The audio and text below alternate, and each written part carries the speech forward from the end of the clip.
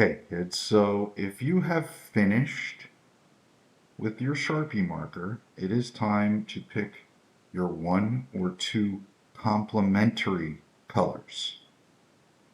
You will need your color wheel sheet for this. If you don't have one, there's a folder with a few copies up front. So if you look at mine, I chose to use yellow-green for my Sharpie color because we're only supposed to use one. So that's here.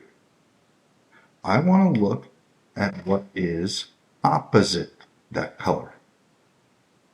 So think of it like an arrow, which two arrows are pointing exactly at each other, okay?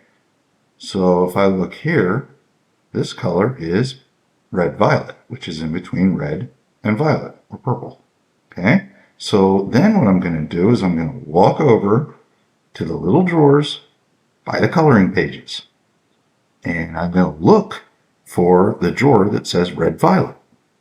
Then open that drawer. I can pick one of the colors that's in that drawer, or two, if there are two. Okay?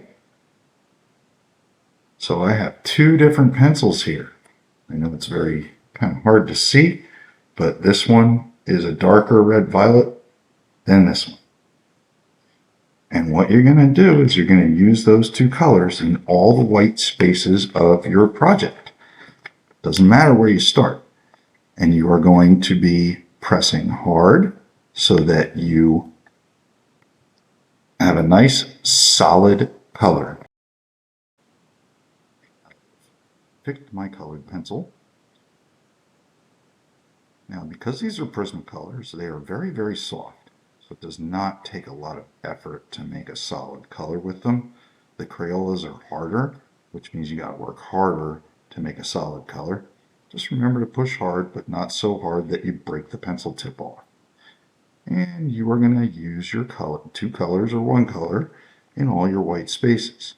Now I've chosen to use this particular color in my white spaces of the letters. So that's what I'm doing right now in this stripe, is I'm filling in the letters that were white. Okay. It's neat, no scribble, scrabble, no white showing through my colors.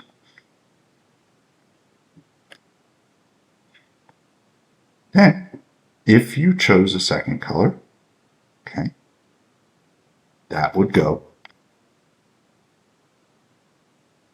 in the next area, which is background.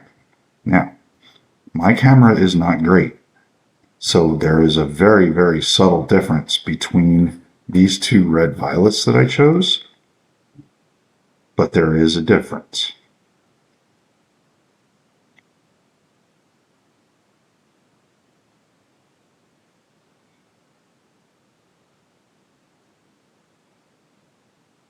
So there you have it.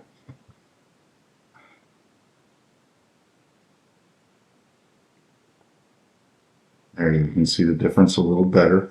This one is more of a bright, lighter red violet. This one is just a little bit darker.